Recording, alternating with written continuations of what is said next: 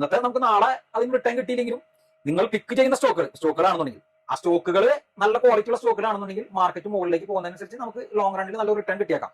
രണ്ട് തരത്തിലുള്ള മ്യൂച്വൽ ഫണ്ടുകളുണ്ട്, ഡയറക്റ്റ് ഫണ്ടുകളുണ്ട്, റെഗുലർ ഫണ്ടുകളുണ്ട്. അപ്പോ ഇതില് ഹലാലിനുള്ള സാധ്യതകൾ എത്രത്തോളം ഉണ്ട് എന്നുള്ളത്? ടാറ്റയുടെ തീ ഫണ്ട് അല്ലെങ്കിൽ ടോറസിന്റെ ഫണ്ട് എന്നൊക്കെ പറയുമ്പോൾ തന്നെ അതിലും ഈ ഫണ്ട് മാനേജർമാർ ഈ പറഞ്ഞ രീതിയിൽ കാര്യങ്ങൾ പഠിച്ചിട്ട് ആ രീതിയിലാണ് ചെയ്യുന്നത്.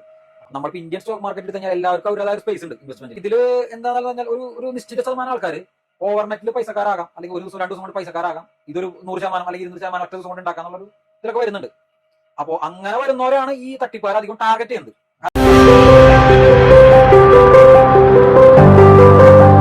നമ്മിൽ നിന്നുമുള്ള താരങ്ങളെ പരിചയപ്പെടുത്തുന്ന ജസ്റ്റ് റൈറ്റ് മീഡിയയുടെ ചാറ്റ് ജസ്റ്റ് റൈറ്റിലേക്ക് എല്ലാ കൂട്ടുകാർക്കും സ്വാഗതം. കൂട്ടുകാർക്കെല്ലാം വളരെ ഇൻട്രസ്റ്റീവ് ആയിട്ടുള്ള ഒരു ടോപ്പിക്കുമായിട്ടാണ് നാം ഇന്ന് വന്നിരിക്കുന്നത്. അതുകൊണ്ട് തന്നെ ഈ വീഡിയോ സ്കിപ്പ് ചെയ്യാതെ അവസാനം വരെ കാണുക. ഏതൊരാൾക്കും ഇൻട്രസ്റ്റീവ് ആയിട്ടുള്ള ഇൻവെസ്റ്റ്മെന്റ് മോഡാണ് സ്റ്റോക്ക് എക്സ്ചേഞ്ച് അല്ല ഓഹരി വിപണി എന്നുള്ളത്.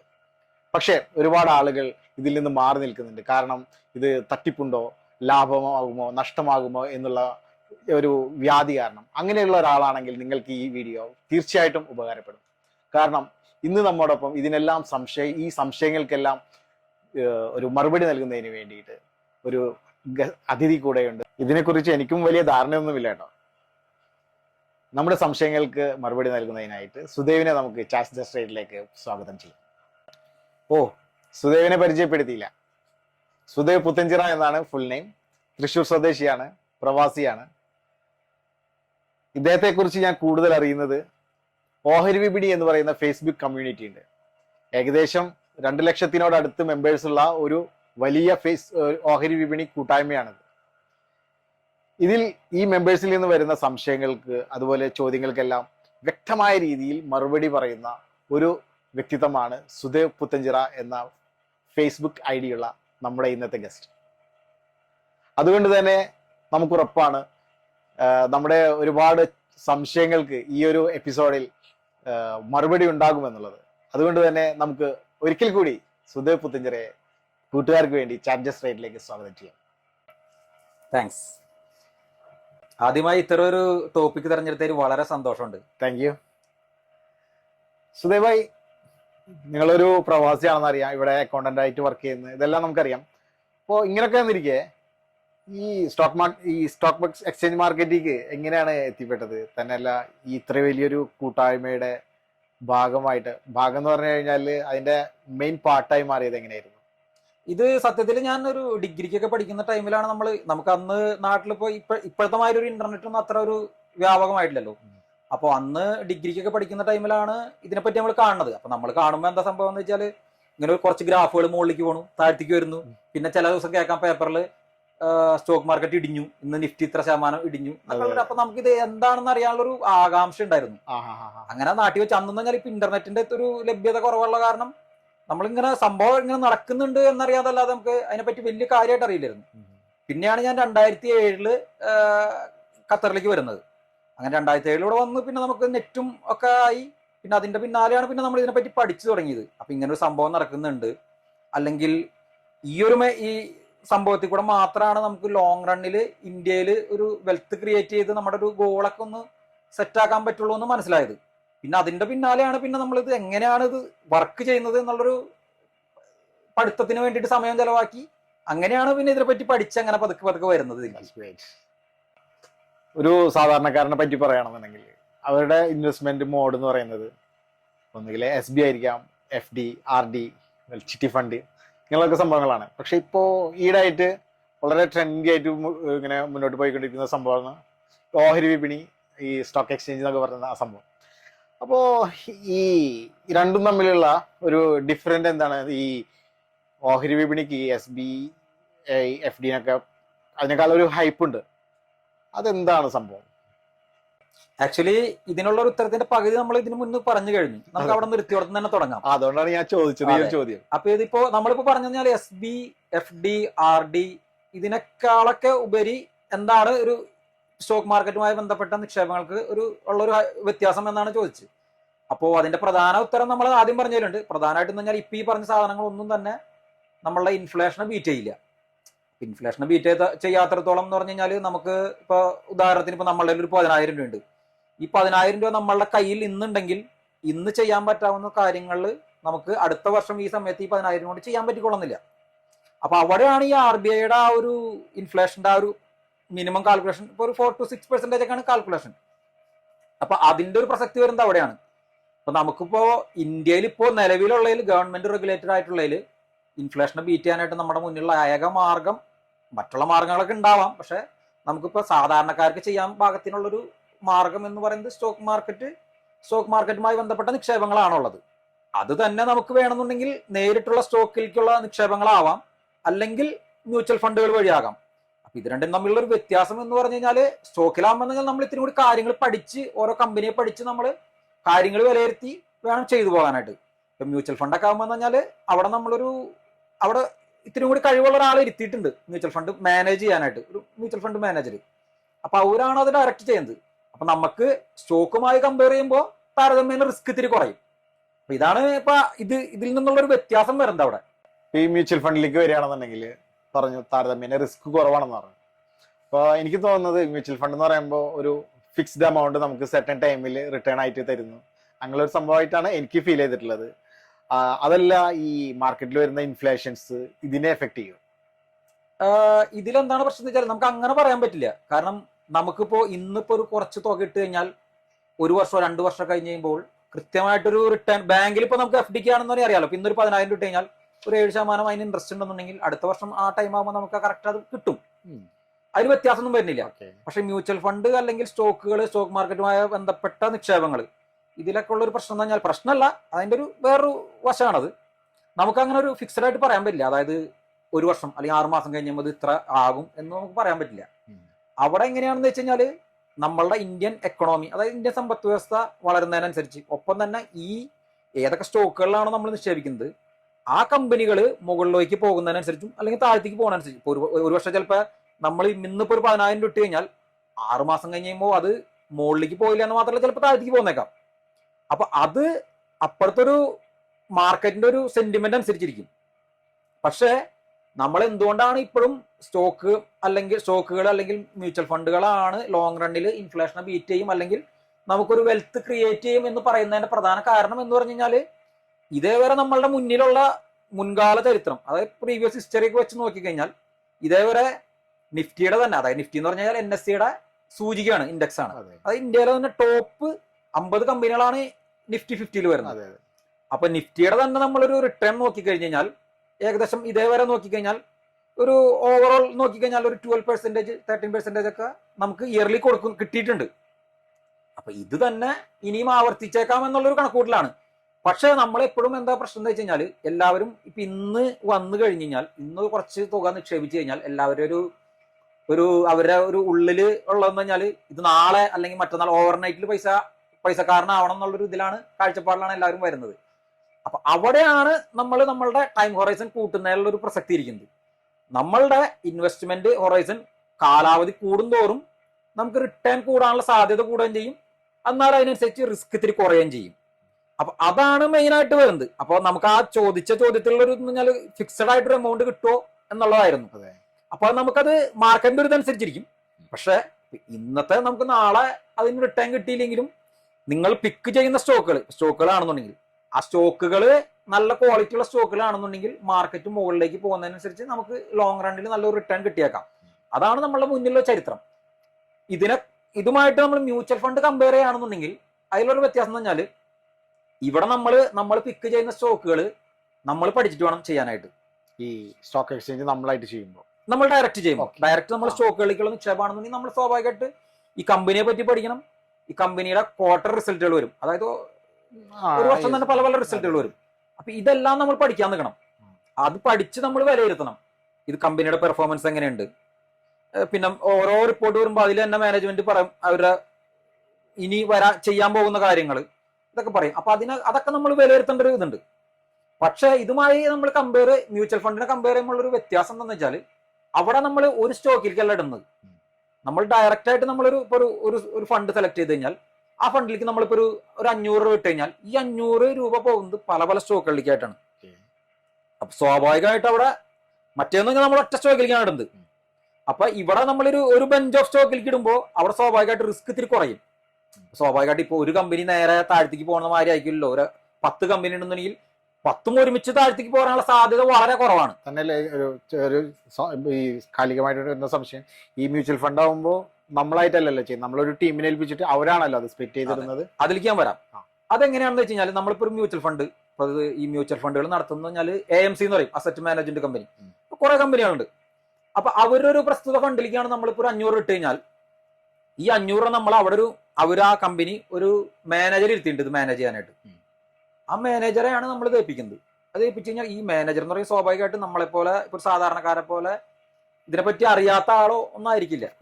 അവരെന്ന് പറഞ്ഞാൽ ഇതിനെപ്പറ്റി വ്യക്തമായി പഠിച്ച് ക്വാളിഫൈഡ് ആയിട്ടുള്ള ആൾക്കാർ 24 മണിക്കൂറും മാർക്കറ്റുമായി ബന്ധപ്പെട്ട ന്യൂസുകൾ കാണുന്നവരും, അല്ലെങ്കിൽ അവർ ഇൻവെസ്റ്റ് ചെയ്തിരിക്കുന്ന കമ്പനികൾ ഇതിന്റെ ക്വാർട്ടർ റിസൾട്ട് അതുമാതിരി ആ കമ്പനിയുമായി ബന്ധപ്പെട്ട എല്ലാ ന്യൂസുകളും പഠിച്ചിട്ട് ആണ് അവർ ചെയ്യുന്നത്. അപ്പൊ സ്വാഭാവികമായിട്ട് ഇപ്പൊ നമ്മളൊരു 500 ഒരു ഫണ്ടിലേക്ക് നമ്മൾ ഏൽപ്പിച്ചു കഴിഞ്ഞാൽ ഈ മാനേജർ ചിലപ്പോൾ അതൊരു 10 സ്റ്റോക്കുകളിലേക്കോ അല്ലെങ്കിൽ 15 സ്റ്റോക്കുകളിലേക്കോ ഒക്കെ അത് ഡൈവേഴ്സിഫൈ ചെയ്ത് ഇട്ട് കഴിഞ്ഞു കഴിഞ്ഞാൽ ഇവർ ഈ കമ്പനികളെ വാച്ച് ചെയ്തുകൊണ്ടിരിക്കുകയാണ്.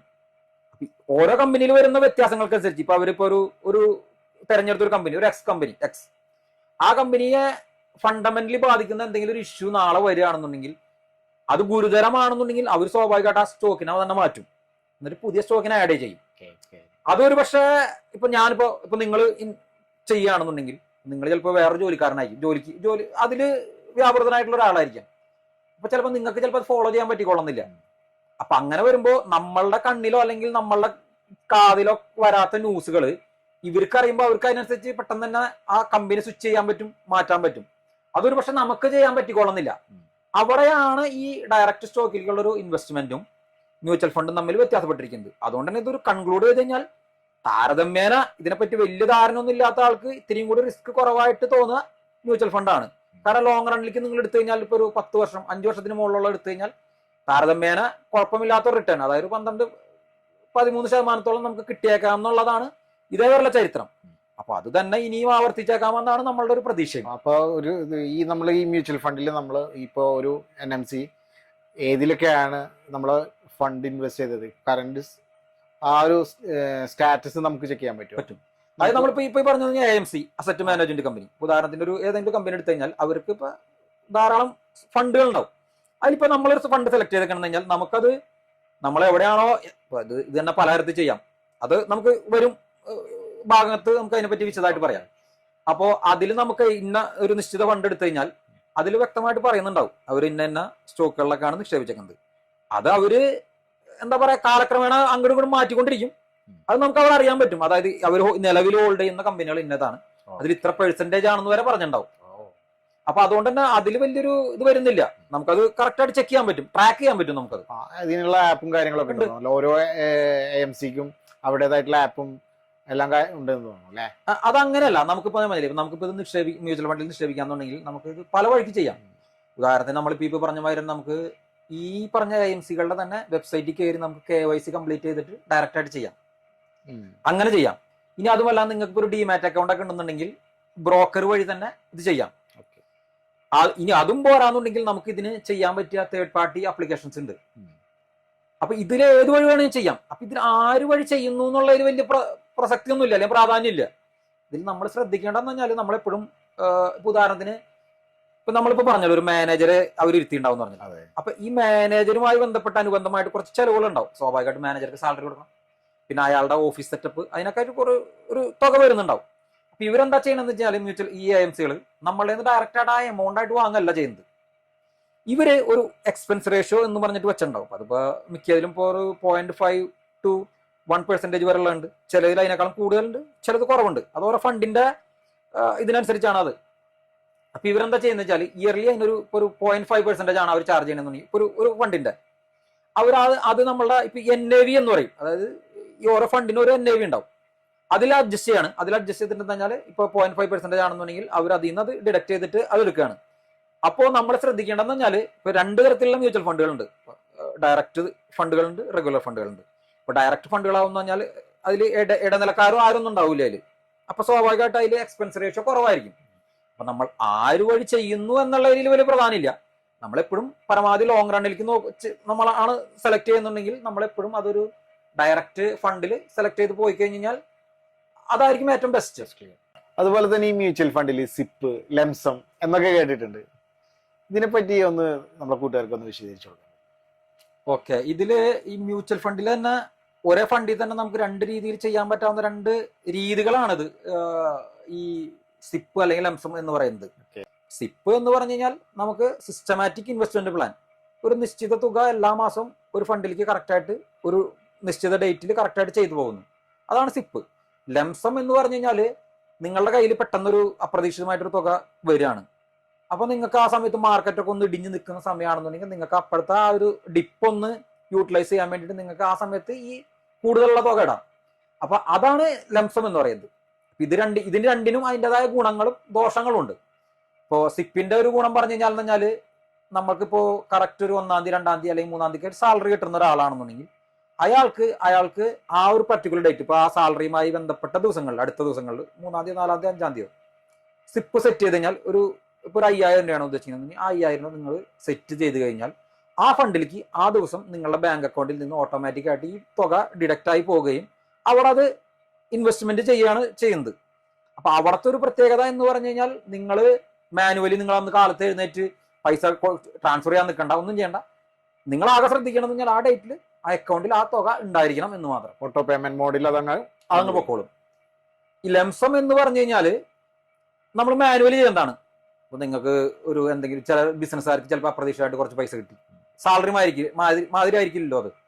അപ്പൊ അവർക്ക് ആ കിട്ടുന്ന ടൈമിൽ മാർക്കറ്റിൽ നോക്കി കഴിഞ്ഞാൽ ആ സമയത്തൊന്ന് ഇടിഞ്ഞ് നിൽക്കുകയാണെന്നുണ്ടെങ്കിൽ ആ എമൗണ്ട് അവിടെ നിക്ഷേപിച്ച് കഴിഞ്ഞാൽ അത് അവിടെ കിടന്നോളും, അങ്ങനെ അവിടെ പൊക്കോളും. അതേസമയം ചിലപ്പോൾ നമ്മളുടെ കയ്യിൽ ആ തുക ഇരുന്ന് കഴിഞ്ഞാൽ ചിലപ്പോൾ ചിലവായി പോകും. അപ്പൊ ഇത് രണ്ടുമാണ് വ്യത്യാസം. ഇതിന് രണ്ടിനും ഗുണങ്ങളും ദോഷങ്ങളും ഉണ്ട്. പക്ഷേ ഒരു സാലറി വാങ്ങുന്ന സാധാരണ ഒരു മാസ ശമ്പളക്കാരനാണെന്നുണ്ടെങ്കിൽ അവൻ എപ്പോഴും നല്ലത് സിപ്പ് തന്നെയായിരിക്കും. കാരണം സിപ്പിന്റെ ഒരു പ്രത്യേകത എന്ന് പറഞ്ഞു കഴിഞ്ഞാൽ നമുക്ക് ഉദാഹരണത്തിന് 5000 രൂപ വെച്ച് എല്ലാ മാസം നമ്മൾ വാങ്ങിച്ചു പോകുകയാണെന്നുണ്ടെങ്കിൽ ഇപ്പൊ ഈ മാസം മാർക്കറ്റ് ഒന്ന് മുകളിലേക്ക് പോയിട്ടുണ്ടെങ്കിൽ പിന്നെ നമ്മൾ എല്ലാ മാസം പോകുമ്പോൾ ചിലപ്പോൾ അതിൽ ചില മാസങ്ങളിലൊക്കെ മാർക്കറ്റ് താഴ്ന്ന് നിൽക്കുന്ന സമയം ഉണ്ടാവും. അപ്പൊ ആ സമയത്ത് നമുക്ക് കൂടുതൽ യൂണിറ്റുകൾ വാങ്ങാൻ കിട്ടും. അപ്പോൾ നിങ്ങളിപ്പോ ഒരു 10 വർഷം 15 വർഷം 20 വർഷം കാലാവധിയൊക്കെ ഉള്ള ഒരാളാണെന്നുണ്ടെങ്കിൽ അപ്പൊ ഓവറോൾ നോക്കുമ്പോൾ അതിന്റെ ഒരു ആവറേജിങ് കിടക്കും. ഉദാഹരണത്തിൽ ഇപ്പൊ ആദ്യത്തെ മാസം നിങ്ങളിപ്പോ 100 രൂപയ്ക്ക് 5000 രൂപയ്ക്ക് വാങ്ങിച്ചപ്പോൾ നിങ്ങൾക്ക് ഒരു 100 യൂണിറ്റ് ആണ് കിട്ടിയെന്ന് വയ്ക്കുക.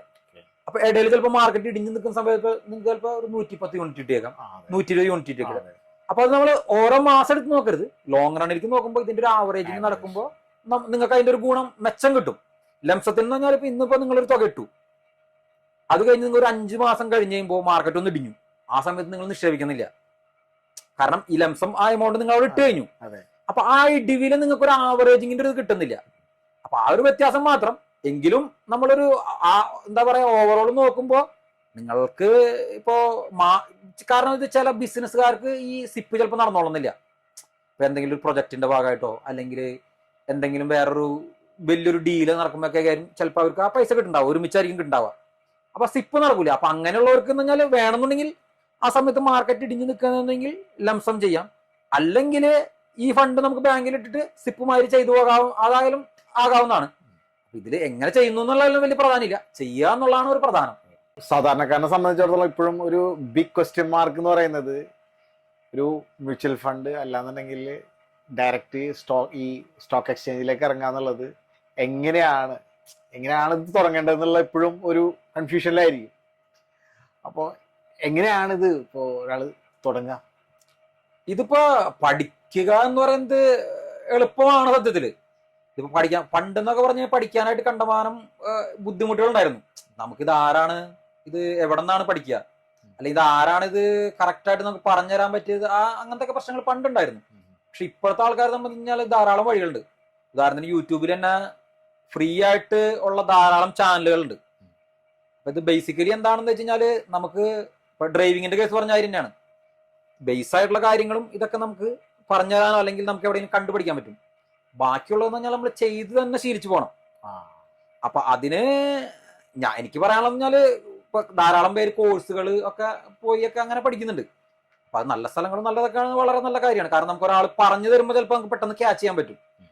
അപ്പൊ അത് നിങ്ങൾക്ക് ജെന്യൂൻ ആയിട്ടുള്ള ഒരാളെ കണ്ടെത്തി പഠിക്കാൻ പറ്റുന്ന നല്ല കാര്യം. പക്ഷെ ബേസിക് ആയിട്ട് ഇപ്പൊ ഇൻവെസ്റ്റ്മെന്റും ആ രീതിയിലുള്ള കാര്യങ്ങൾ പഠിക്കാനാണെന്നുണ്ടെങ്കിൽ നമുക്ക് യൂട്യൂബ് ധാരാളം കണ്ടന്റ്സ് ഉണ്ട്. അപ്പൊ അത് എന്ത് കാണണം എങ്ങനെ കാണണം എന്നുള്ളത് നമുക്ക് കുറച്ച് വീഡിയോകൾ കണ്ടു കഴിയുമ്പോൾ ഒരു ഐഡിയ കിട്ടും എങ്ങനെ നീങ്ങണം എന്നുള്ളത്. യൂട്യൂബ് തന്നെ മതിയോ. പിന്നെ ധാരാളം ബ്രോക്കർമാരുടെ അവരുടെ തന്നെ സൈറ്റുകളും ഒക്കെ അതിൽ തന്നെ മൊഡ്യൂൾസ് ഒക്കെ ആയിട്ടുണ്ട്, ചാപ്റ്റർ വൈസ് ആയിട്ട്, ബേസ് മുതൽ അഡ്വാൻസ്ഡ് വരെ ഉള്ളത്. അപ്പൊ അതിൽ പോയി കഴിഞ്ഞാലും പഠിക്കാനായിട്ട് പറ്റും. പഠിക്കാനായിട്ട് ധാരാളം വഴികളുണ്ട്. പക്ഷെ നമ്മൾ ചെയ്ത് തന്നെ അത് പഠിച്ചു പോകണം എന്നുള്ളതാണ് ഇതിന്റെ ഒരു പ്രധാനം. പോരാത്തതിന് ഓഹരി വിപണി ഫേസ്ബുക്ക് കമ്മ്യൂണിറ്റിയിൽ കയറി കഴിഞ്ഞാലും ഒരുപാട് ക്വസ്റ്റ്യൻസും നമുക്ക് റെഫർ ചെയ്യാൻ പറ്റും. അവിടെ എന്ന് പറഞ്ഞാൽ എല്ലാവരും അങ്ങോട്ടും ഇങ്ങോട്ടും സഹായിച്ചു പോകുന്ന ഒരു രീതിയാണ് അവിടെ. സമയമുള്ളവര് അല്ലെങ്കിൽ ഇതിനെ പറ്റി അറിയാവുന്നവരെല്ലാവരും അങ്ങോട്ടും ഇങ്ങോട്ടും സഹായിച്ചു പോകാനായിട്ട്. ഏതൊരു ബിഗിനർ വന്നൊരു സിമ്പിൾ ക്വസ്റ്റ്യൻ, അതായത് ചിലവർക്ക് അത് കാണുമ്പോ എന്താ പറയാ, അതൊരു കളിയാക്കുന്ന മാതിരിയൊക്കെ തോന്നിയേക്കാം. പക്ഷെ അങ്ങനത്തെ ചോദ്യങ്ങൾക്ക് വരെ അവിടെ എല്ലാവരും ഇപ്പൊ എക്സ്പീരിയൻസ് ആയിട്ടുള്ള ആൾക്കാരും അല്ലെങ്കിൽ അവിടെ മോഡറേറ്റർമാരായാലും അല്ലെങ്കിൽ ബാക്കിയുള്ളവരെല്ലാവരും നല്ലൊരു സഹകരണത്തോടു കൂടിയാണ് അവിടെ പോകുന്നത്. അപ്പോൾ ഉദാഹരണത്തിന് ഇപ്പൊ നിങ്ങൾക്കിപ്പോ ബേസിക് ആയിട്ട് ഇവിടെ എന്താണ് ഈ സ്റ്റോക്ക് മാർക്കറ്റ് നടക്കുന്നത്, അല്ലെങ്കിൽ സ്റ്റോക്കുമായി ബന്ധപ്പെട്ട കാര്യങ്ങളോ മ്യൂച്വൽ ഫണ്ടുമായി ബന്ധപ്പെട്ട കാര്യങ്ങളോ എന്തിനും ഒരു സംശയം ചോദിച്ചു കഴിഞ്ഞാൽ അവിടെ പെട്ടെന്ന് തന്നെ അവിടെ ഒഴിവുള്ളവർ അപ്പൊ തന്നെ മറുപടി കൊടുത്തു പോകുന്നത് ഞാൻ കണ്ടിട്ടുണ്ട്. പിന്നെ നമ്മൾ സാധാരണ നമ്മളും കൊടുക്കാറുണ്ട് നമ്മളെ കൊണ്ട് കഴിയാവുന്ന. അപ്പോ എങ്ങനെയാണിത്, എന്താണ് സംഭവം എന്നുള്ളത് ഇപ്പൊ നമ്മൾ പഠിച്ചു കഴിഞ്ഞു. പക്ഷെ ഇത് പഠിച്ചൊരു വ്യക്തിക്ക് ഇത് എങ്ങനെ തുടങ്ങണം, ഇപ്പോൾ സ്റ്റോക്ക് എക്സ്ചേഞ്ച് ആയാലും അല്ലെങ്കിൽ മ്യൂച്വൽ ഫണ്ട് ആയാലും എങ്ങനെയാണ് ഇത് തുടങ്ങുക എന്നുള്ളത് ഇപ്പോഴും അവിടെ നിൽക്കുകയാണ് ഇപ്പോൾ. അപ്പൊ അതിനെ പറ്റിയൊന്ന് നമുക്ക് കൂട്ടുകാരായിട്ട് ഒന്ന് പങ്കുവെക്കുകയാണെന്നുണ്ടെങ്കിൽ വളരെ നന്നായിരിക്കും. അതൊരു നല്ല ചോദ്യമാണത്. അപ്പൊ നമ്മളിപ്പോ ഏകദേശം ഇത് എങ്ങനെ പഠിക്കാം എന്നുള്ളതിനെ പറ്റി നമ്മൾ പറഞ്ഞു കഴിഞ്ഞു. അല്ലെങ്കിൽ കാര്യങ്ങൾ എങ്ങനെ മനസ്സിലാക്കാന്നുള്ളതിന്. ഇനിയിപ്പോ അത് എങ്ങനെ നമുക്കത് പ്രാക്ടിക്കലായിട്ട് കൊണ്ടുവരാന്നുള്ളതാണ്.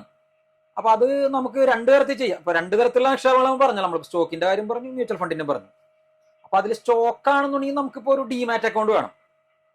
ഡിമാറ്റ് അക്കൗണ്ട് എന്ന് പറഞ്ഞാൽ നിങ്ങൾ ഏതെങ്കിലും ഒരു ബ്രോക്കർ വഴി വേണം അത് എടുക്കാനായിട്ട്. അതായത് നിങ്ങൾക്കിപ്പോ ഒരു കസ്റ്റമറെ നേരിട്ട് കണ്ടെത്തി നിങ്ങൾക്ക് ഈ സ്റ്റോക്ക് വിൽക്കാൻ പറ്റില്ലല്ലോ. ഇത് കാരണം ഡിമാറ്റ് ഫോമിലുള്ളതാണത്, ഡിജിറ്റൽ ഫോമിലുള്ളതാണ് ഈ സ്റ്റോക്കുകൾ എന്ന് പറയുന്നത്. അപ്പോൾ നമ്മൾ ആദ്യം തന്നെ ഏതെങ്കിലും ഒരു ബ്രോക്കറെ സമീപിച്ച് നമ്മളവിടെ അക്കൗണ്ട് ഉണ്ടാക്കണം.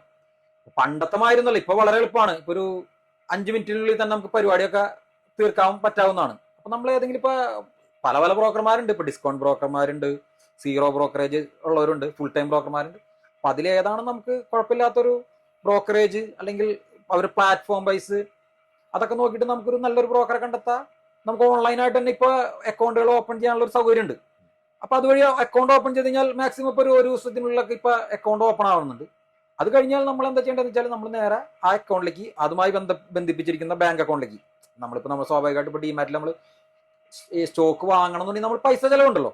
അപ്പൊ അതിന് വേണ്ടിയിട്ട് നമ്മൾ ബാങ്ക് അക്കൗണ്ടും കൂടി ഈ KYCയുടെ ഭാഗമായിട്ട് നമ്മൾ ലിങ്ക് ചെയ്യിപ്പിച്ചിട്ടുണ്ടാവും. ആ ബാങ്ക് അക്കൗണ്ടിൽ നിന്ന് നമ്മളുടെ ട്രേഡിംഗ് അക്കൗണ്ടിലേക്ക് നമ്മൾ പൈസ അതിലേക്ക് മാറ്റിയിട്ട് അവിടെ നിന്നാണ് നമ്മൾ സ്റ്റോക്ക് വാങ്ങുന്നത്. അപ്പൊ സ്റ്റോക്ക് വാങ്ങാനായിട്ട് ഇപ്പൊ ഈ പറഞ്ഞ രീതിയിൽ ചെയ്യാം. അതിൽ നിങ്ങൾ നല്ലൊരു ബ്രോക്കറെ കണ്ടെത്താന്നുള്ളൊരു പ്രശ്നം മാത്രമേ ഉള്ളൂ.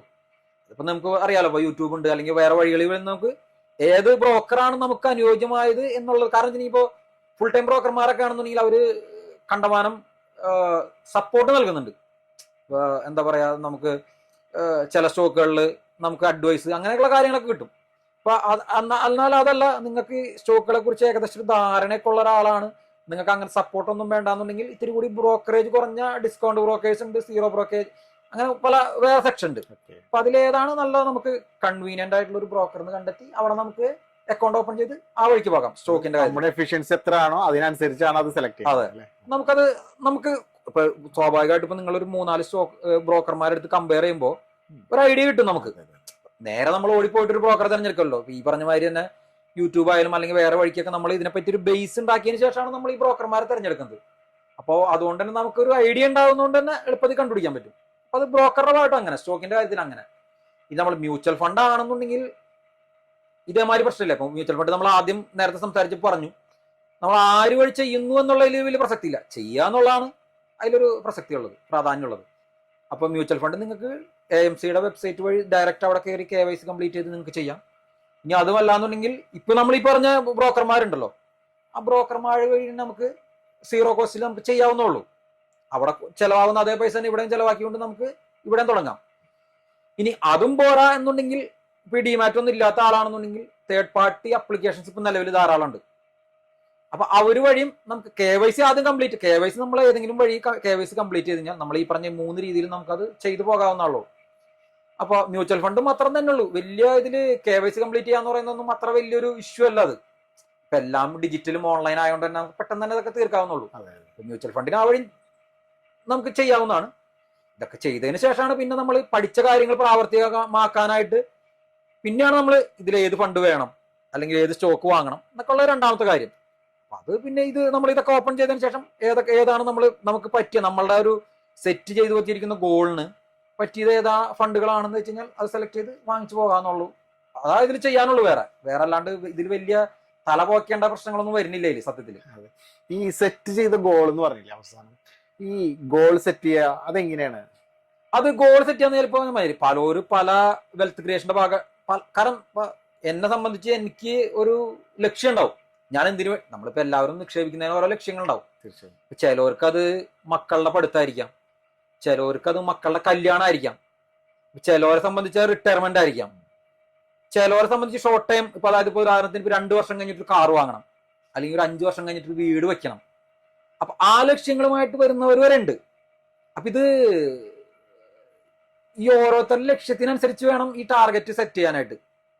അപ്പോ 2 വർഷം കഴിഞ്ഞിട്ട് നമുക്കൊരു ലക്ഷ്യം ഉണ്ടെന്നുണ്ടെങ്കിൽ അതിന് നമ്മൾക്ക് എടുക്കാവുന്ന റിസ്ക് എന്ന് പറഞ്ഞാൽ വളരെ കുറവായിരിക്കും.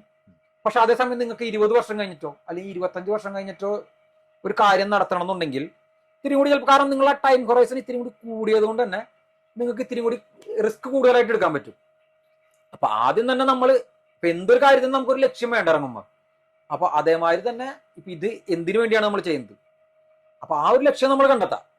അത് നമുക്കൊരു ടാർഗറ്റ് വേണം, എന്തിനു വേണ്ടിയാണ് ചെയ്യുന്നത്. അല്ലാതെ നമ്മൾ വെറുതെ ഇങ്ങനെ ചെയ്തു പോകുന്ന കാര്യമില്ല.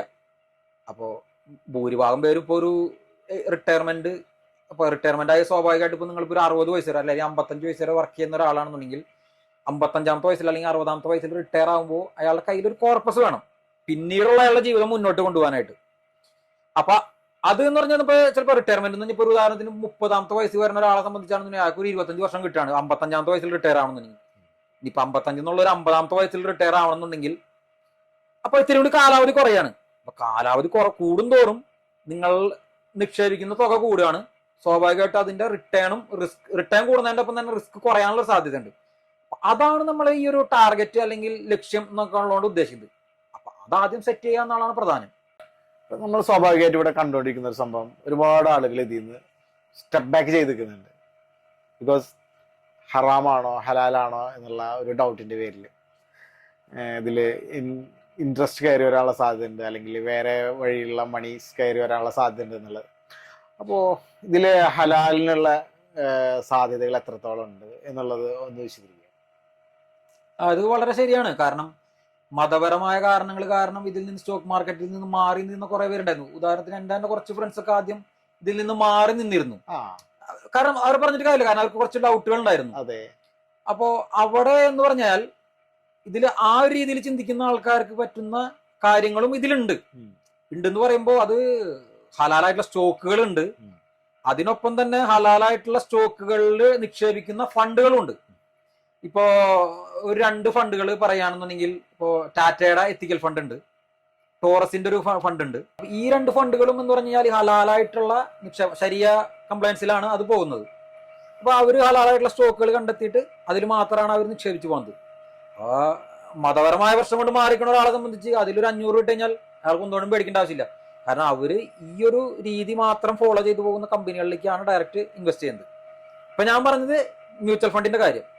ഇനിയിപ്പോ നിങ്ങൾക്ക് ഓരോ ഫണ്ടുകൾ എടുത്തിട്ട് ഓരോ സ്റ്റോക്കുകൾ എടുത്തിട്ട് നിങ്ങൾക്ക് കണ്ടുപിടിക്കാൻ ബുദ്ധിമുട്ടാണെന്നുകൊണ്ട് സ്റ്റോക്കിൽ നിന്ന് മാറിക്കണ്ട. അതിന് നമുക്ക് ETF എന്ന് പറയും. അതായത് പല പല ETF ഉണ്ട്, എക്സ്ചേഞ്ച് ട്രേഡഡ് ഫണ്ടുകൾ എന്ന് പറയും. ഉദാഹരണത്തിന് ഇപ്പൊ നിഫ്റ്റി 50 കമ്പനികളെ മാത്രം ട്രാക്ക് ചെയ്തു പോകുന്ന ഒരു ETF ആണ് നിഫ്റ്റി ബീസ് എന്ന് പറയുന്നത്. അതേമാതിരി തന്നെ ഈ ശരിയ കമ്പനികളെ ഫോളോ ചെയ്തു പോകുന്ന വേറൊരു ETF ഉണ്ട്, അതാണ് ശരിയ ബീസ്. ഈ ശരിയ ബീസിൽ നിങ്ങൾ ഒരു 500 ഇട്ട് കഴിഞ്ഞാലും അത് ഇതേമാതിരി ഇപ്പൊ ഈ ശരിയ മ്യൂച്വൽ ഫണ്ടുകളെ പോലെ തന്നെ ശരിയത്ത് രീതിയിലുള്ള കമ്പനികളെ അതിൽ മാത്രമാണ് നിക്ഷേപിച്ചു പോകുന്നത്. അപ്പൊ അതുകൊണ്ട് ഈവൻ അത് ഈ ഫണ്ടുകൾ അല്ലെങ്കിൽ ഈ ETF തന്നെ നമുക്ക് ലോങ് റണ്ണിലേക്ക് നോക്കിക്കഴിഞ്ഞാൽ ഇൻഫ്ലേഷൻ ബീറ്റ് ആവുന്ന റിട്ടേൺ ആണ് ഇതേവരെ തന്നേക്കുന്നത്. അപ്പൊ അത് ഭാവിയിലും നമ്മളത് പ്രതീക്ഷിക്കുന്നുണ്ട്. അപ്പൊ അതിനും നമ്മളിപ്പോ പറയുമ്പോൾ തന്നെ ഇപ്പോ ടാറ്റയുടെ എത്തിക്കൽ ഫണ്ട് അല്ലെങ്കിൽ ടോറസിന്റെ ഫണ്ട് എന്നൊക്കെ പറയുമ്പോൾ തന്നെ അതിലും ഈ ഫണ്ട് മാനേജർമാര് ഈ പറഞ്ഞ രീതിയിൽ കാര്യങ്ങൾ പഠിച്ചിട്ട് ആ രീതിയിലാണ് ചെയ്യുന്നത്. അപ്പൊ അതുകൊണ്ട് തന്നെ അവിടെ നമുക്കൊരു ആശങ്കയുടെ ആവശ്യമില്ല. ചുരുക്കി പറയുകയാണെന്നുണ്ടെങ്കിൽ ഏതൊരു വ്യക്തിയും ഹറാം ഹലാൽ എന്നുള്ള ആ ഒരു പ്രോബ്ലം മനസ്സിൽ കണ്ടുകൊണ്ട് ഇതിന്ന് മാറി നിൽക്കേണ്ടതില്ല. ശരിയാ ബേസ് ചെയ്തിട്ടുള്ള ഒരുപാട് സ്റ്റോക്കുകൾ മാർക്കറ്റിൽ അവൈലബിൾ ആണെന്നുള്ളതാണ്. അതെ, അത് നമ്മ പറഞ്ഞില്ലേ, ഇപ്പൊ ആ ഒരു കൺഫ്യൂഷന്റെ പേരിൽ മാത്രം മാറി നിൽക്കേണ്ട ആവശ്യമില്ല. നമ്മളിപ്പോ ഇന്ത്യൻ സ്റ്റോക്ക് മാർക്കറ്റ് എടുത്തു കഴിഞ്ഞാൽ എല്ലാവർക്കും അവരുടേതായ ഒരു സ്പേസ് ഉണ്ട് ഇൻവെസ്റ്റ്മെന്റിന്. അതുപോലെ ഇപ്പൊ ഈയിടെ അടുത്തായിട്ട് നമ്മളിപ്പോ നോട്ടിഫൈ ചെയ്തുകൊണ്ടിരിക്കുന്ന ഒരുപാട് കാര്യങ്ങൾ, സ്കാംസ് ഒരുപാട് വരുന്നുണ്ട്. ഇപ്പോ ഈ ആഴ്ച നമ്മൾ വായിച്ചു, ന്യൂസിലൊക്കെ നമ്മൾ വായിച്ചറിഞ്ഞാണ് നല്ലൊരു ഹ്യൂജ് എമൗണ്ടിന്റെ ഓൺലൈൻ ഡിജിറ്റൽ തട്ടിപ്പ്. അപ്പോ അതിനൊക്കെ പറ്റിയിട്ട് ചെറിയൊരു ഉപദേശം നമ്മുടെ കൂട്ടുകാർക്ക് കൊടുക്കുകയാണെന്നുണ്ടെങ്കിൽ എല്ലാവരും ഒന്ന് അലേർട്ട് ആയിരിക്കും. ഈ തട്ടിപ്പുകൾ എന്ന് പറഞ്ഞാല് അറിയാലോ, എല്ലാ മേഖലയും തട്ടിപ്പുകൾ നടക്കുന്നുണ്ട്. അപ്പൊ ഇതിൽ ഇത്തിരി സ്വല്പം കൂടുതലാണ് ബാക്കിയുള്ള മേഖലകളെ അപേക്ഷിച്ച്. കാരണം ഇതില് എന്താണെന്ന് പറഞ്ഞാൽ ഒരു നിശ്ചിത ശതമാനം ആൾക്കാർ ഓവർനെറ്റിൽ പൈസക്കാരാകാം, അല്ലെങ്കിൽ ഒരു ദിവസം 2 ദിവസം കൊണ്ട് പൈസക്കാരാകാം. ഇതൊരു 100% അല്ലെങ്കിൽ 200% ഒറ്റ ദിവസം കൊണ്ട് ഉണ്ടാക്കാന്നുള്ളൊരു ഇതിലൊക്കെ വരുന്നുണ്ട്. അപ്പോ അങ്ങനെ വരുന്നവരെയാണ് ഈ തട്ടിപ്പുകാർ അധികം ടാർഗറ്റ് ചെയ്യുന്നത്. കാരണം അത്തരക്കാരെ വീഴ്ത്താനായിട്ട് വളരെ എളുപ്പമായിരിക്കും. ഇപ്പൊ ഞാൻ 2 ദിവസം മുന്നേ ഒരു ഇത് കണ്ടിരുന്നു.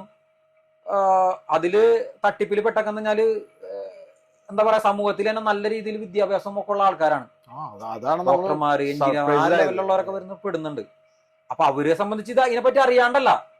അപ്പൊ സ്വാഭാവികമായിട്ടും നമുക്കൊരു ഇപ്പൊ നമ്മളുടെ മനസ്സിൽ ഇപ്പൊ എന്താ പറയാ, ഒരു വലിയൊരു എമൗണ്ട് നമുക്കൊരു നിശ്ചിത ടൈമിനുള്ളിൽ നമുക്ക് നേടണം എന്നുള്ള ഒരു ലക്ഷ്യത്തോടു കൂടിയാണ് നമ്മൾ വരണമെന്നുണ്ടെങ്കിൽ, ഇപ്പൊ ഒരാൾ നമ്മളുടെ അടുത്തൊരു തട്ടിപ്പായിട്ട് വരുമ്പോ നമ്മളുടെ മനസ്സ് സ്വാഭാവികമായിട്ടും അയാൾ പറയണത് വിശ്വസിക്കാനായിട്ട് പാകപ്പെട്ടിട്ടുണ്ടാവും. അപ്പൊ നമുക്കറിയാം ഇത് ചിലപ്പോൾ തട്ടിപ്പായിരിക്കാന്ന്. പക്ഷെ നമുക്ക് എങ്കിൽ കൂടെ അത് കിട്ടും അല്ലെങ്കിൽ ലഭിക്കുന്നുള്ള ഒരു ഇതായിരിക്കും നമ്മളുടെ മനസ്സിൽ അധികം ഉണ്ടാവുക.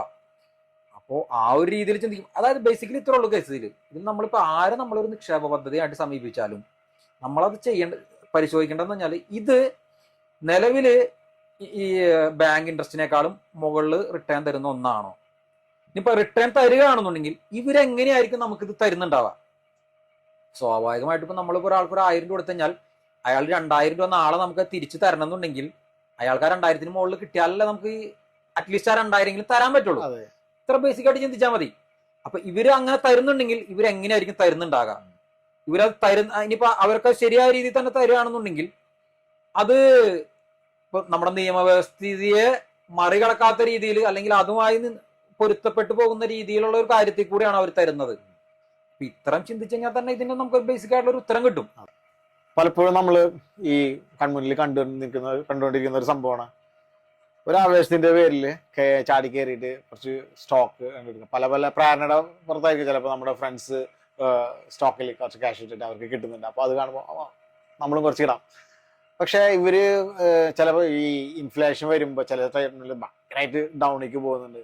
ഇത് കണ്ടിട്ട് പാനിക്കായിട്ട് ഉള്ള ക്യാഷ് തിരിച്ചെടുത്തിട്ട് ഒന്നും വേണ്ട എന്ന് പറഞ്ഞിട്ട് ഇരിക്കുന്ന കുറെ ആളുകളുണ്ട്. അപ്പോ അങ്ങനെയുള്ള ആളുകൾക്ക് അവർക്ക് കൊടുക്കാനുള്ള ഒരു ഉപദേശം എന്താണ്? അത് ഇതിന്റെ ഒരു ചോദ്യത്തിന് ഉത്തരം പറയുകയാണെന്നുണ്ടെങ്കിൽ, ഇതിന്റെ പ്രധാന പ്രശ്നം എന്ന് പറഞ്ഞാൽ ഇപ്പൊ മാർക്കറ്റിൽ നിലവിലുള്ള ഒരു വലിയ ശതമാനം പേരും നമുക്കിപ്പോ 2020 ശേഷം ആ കൊറോണ കാലഘട്ടത്തിന് ശേഷം വന്നേക്കണ ധാരാളം പേരുണ്ട്. ഇപ്പൊ ഇവരെ സംബന്ധിച്ചുള്ള ഒരു പ്രശ്നം എന്ന് പറഞ്ഞാൽ ഇവരാരും മാർക്കറ്റിൽ വലിയൊരു ഫോള് കണ്ടില്ല. അപ്പൊ അതുകൊണ്ട് തന്നെ ഇവരിപ്പോ മാർക്കറ്റ് ഇപ്പൊ നിഫ്റ്റിയെ സംബന്ധിച്ചാണെന്നുണ്ടെങ്കിൽ 1% കിട്ടിയാന്ന് പറഞ്ഞാൽ ഇത്ര വലിയ കേസല്ലത്. അപ്പൊ ഈ 1% അല്ലെങ്കിൽ ഒരു 50 പോയിന്റ് 100 പോയിന്റ് ഒക്കെ താഴത്തേക്ക് വരുമ്പോഴേക്കും ഇവരാകെ പാനിക്കാവാണ്. കാരണം ഇവര് വന്നതിന് ശേഷം അങ്ങനെ ഒരു ഇത് കണ്ടിട്ടില്ല കാര്യമായിട്ട്. അപ്പൊ എല്ലാ ദിവസവും മാർക്കറ്റ് മുകളിലേക്ക് ഇപ്പൊ കഴിഞ്ഞ ഒരു 4 വർഷം നോക്കി കഴിഞ്ഞാൽ കൊറോണ കാലഘട്ടത്തിന് ശേഷം മാർക്കറ്റ് ഒരു ബുൾ റണ്ണിലാണ്. അപ്പൊ അതുകൊണ്ട് തന്നെ ചെറിയൊരു ഇടിച്ചിൽ വരുമ്പോഴേക്കും ഇവരാകെ പാനിക്കാവാണ്. അപ്പൊ അതിന്റെ പുറത്താണ് ഇപ്പൊ ഇന്ന് വാങ്ങിച്ച സ്റ്റോക്ക് നാളെ കയറിയില്ല എന്ന് പറഞ്ഞിട്ട് മറ്റന്നാൾ വിൽക്കണത്.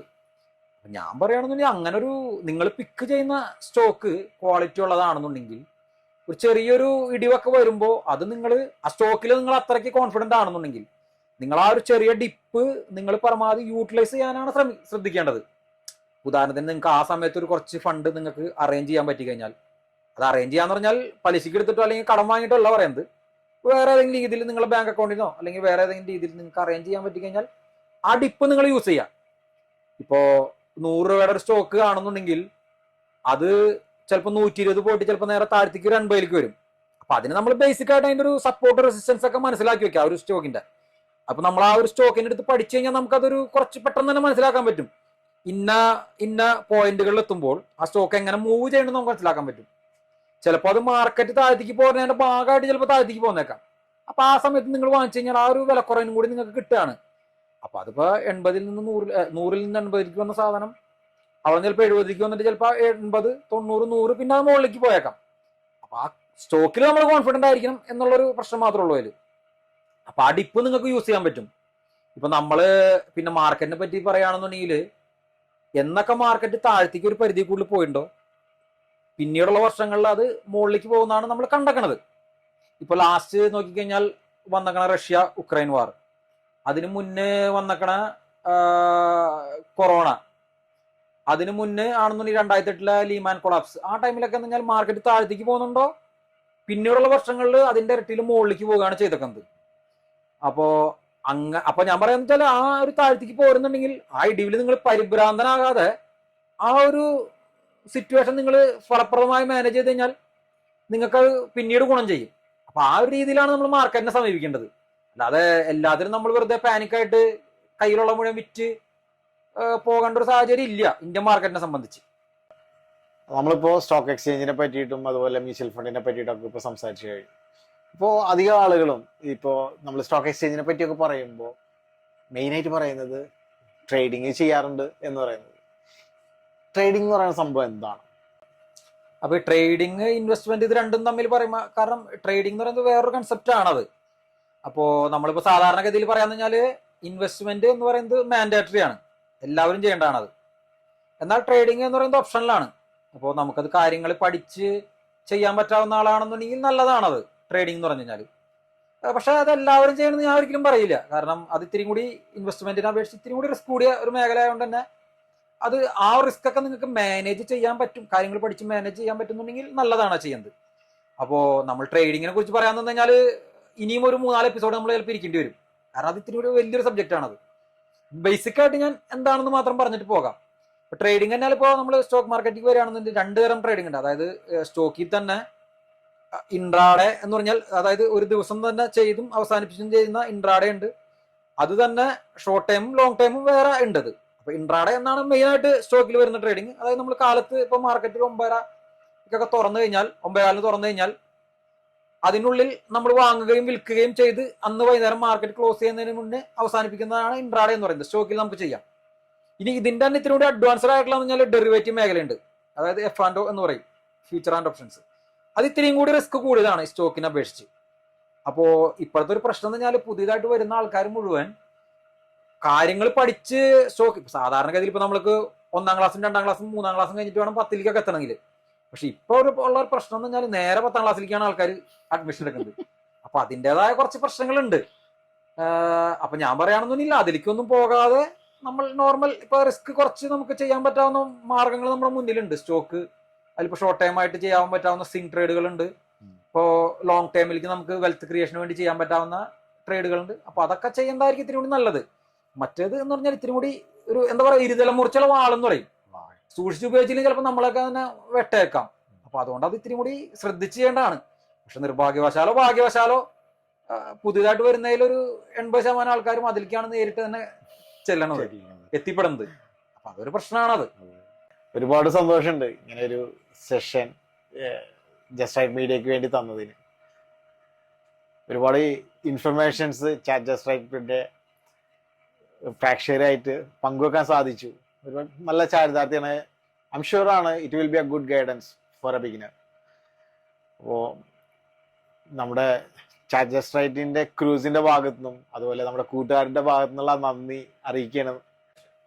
അപ്പൊ ഇങ്ങനൊരു സബ്ജക്ട് നിങ്ങൾ തെരഞ്ഞെടുത്തതിനും, ഇതൊരു കായിക പ്രാധാന്യമുള്ള സബ്ജക്റ്റ് ആണ്. അപ്പൊ ഇത് തെരഞ്ഞെടുത്തതിനും അങ്ങനെ അതിന്റെ ഇടയിൽ കുറച്ചു നേരം സംസാരിക്കാനായിട്ട് എന്നെ വിളിച്ചതിലും വളരെ നന്ദിയുണ്ട്.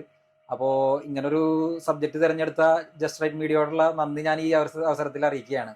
അപ്പൊ നമുക്ക് ഇനിയും തുടർന്നും ഇത് പല പല കണ്ടന്റുകളായിട്ട് വരാൻ കഴിയുന്നുള്ള പ്രതീക്ഷയോടുകൂടി നമുക്ക് നിർത്താം. തീർച്ചയായും നമ്മുടെ കൂട്ടുകാർക്ക് സ്റ്റോക്ക് എക്സ്ചേഞ്ചിനെ പറ്റിയിട്ടുള്ള ഒരുപാട് സംശയങ്ങളൊക്കെ മാറിയിട്ടുണ്ടാവും എന്ന് വിചാരിക്കുന്നു. ഡാം ഷുവർ ആണ് ഇനിയും ഒരുപാട് സംശയങ്ങൾ ഉണ്ടാവാം. ഉണ്ടെന്നുണ്ടെങ്കിൽ നിങ്ങൾക്ക് നമ്മളുമായിട്ട് കമന്റിലൂടെ ബന്ധപ്പെടാം. നമുക്ക് അതിന് പ്രോപ്പറായിട്ടൊരു ആൻസർ തരാൻ പറ്റുമെന്നുള്ള പ്രതീക്ഷയുണ്ട്. നമ്മളപ്പം സുദേവ് ബ്രോ നമ്മുടെ കൂടെ തന്നെ ഉണ്ട്. അപ്പോ നിങ്ങളുടെ വിലയേറിയ അഭിപ്രായങ്ങൾ അതുപോലെ ഉപദേശങ്ങളൊക്കെ നിങ്ങൾ നമ്മുടെ കമന്റ് ബോക്സിൽ പങ്കുവെക്കുക. അതുപോലെ തന്നെ എന്നും പറയാറുള്ള പോലെ സബ്സ്ക്രൈബ് ചെയ്യാത്തവരുണ്ടെന്നുണ്ടെങ്കിൽ നമ്മുടെ ചാനൽ സബ്സ്ക്രൈബ് ചെയ്യുക, ലൈക്ക് ചെയ്യണം, ഷെയർ ചെയ്യണം. നമ്മുടെ മാക്സിമം ഈ ഒരു ഇൻവെസ്റ്റ്മെന്റ് മോഡ് നമ്മുടെ സമൂഹത്തിലേക്ക് എത്തിക്കുക. നാളത്തെ ഒരു നല്ലൊരു സമ്പാദ്യശീലമുള്ള ഒരു സമൂഹത്തെ വാർത്തെടുക്കാൻ കഴിയട്ടെ എന്ന് വളരെ ആത്മാർത്ഥമായിട്ട് ആശംസിക്കുകയാണ്.